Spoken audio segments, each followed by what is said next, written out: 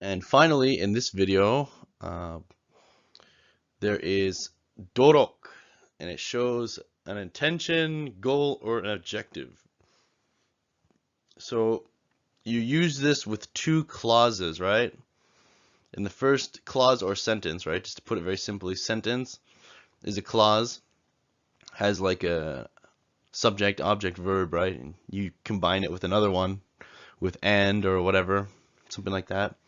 So dorok combines two clauses and it shows there's a goal or intention or purpose to the first sentence, right? So if you take a look here, 저는 잘 이해할 수 있도록 다시 한번 설명해 줄게요.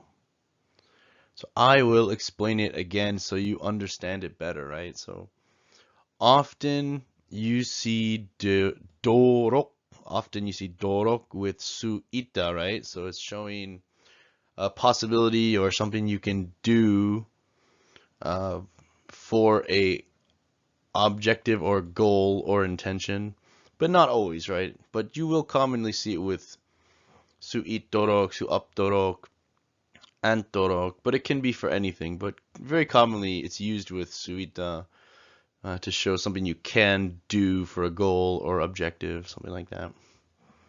So basically, the person's saying that I will explain this again so you understand. It's almost like a so. Imagine every time you wrote so, you just put like a I don't know, an I underneath it like this. I don't know, a box. How about this? Every time you wrote so, you put a square underneath, and it means that so is showing that, there's a reason or a goal or objective with that so. It's not just, two clauses, right? And again, we have another very commonly dorok is used with ji anta as well, right? In the negative form. So it's, saying that you won't do something or, you're not going to do something for a specific reason. And to catch a cold is 감기 걸리다, right? Is to get sick, basically, catch a cold.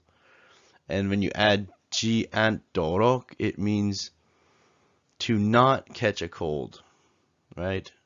We will wash our hands, right? So the first clause is pointing out there's a reason, and the second one is what that reason is, right?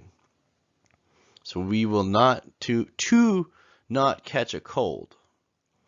We will wash our hands, right? So that's the relationship between the clause, right? The one clause shows a reason, and the second one shows what you'll do,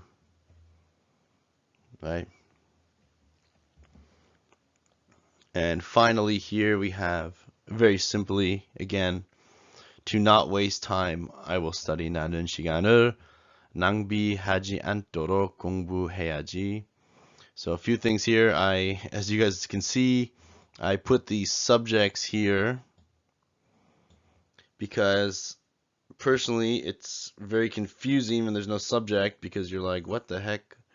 Because the subject's what the whole sentence is about, right? So you're like, what the heck? How am I, like, what is this? Like, what's the context here, right? And at first it is really confusing, but and ambiguous for people that really like to have like everything specifically laid out for them. I'm definitely that kind of person. Like, I really like to have everything laid out, unambiguous, so I can understand things.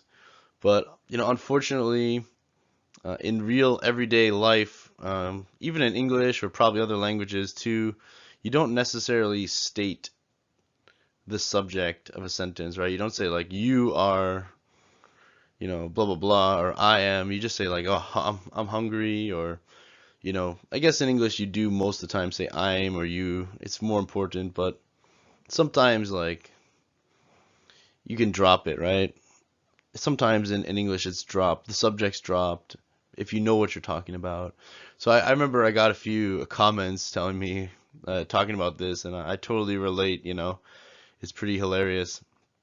So I wrote the subjects in here, and so it could be I or you or we or he or she. It actually doesn't really matter that much. So I will, I will study. Heiaji means, something you're telling yourself to do. Um, Yaji with a verb. Kayaji, heiaji, wayaji. It's, something you're kind of promising yourself. So I, to not waste time, I will study.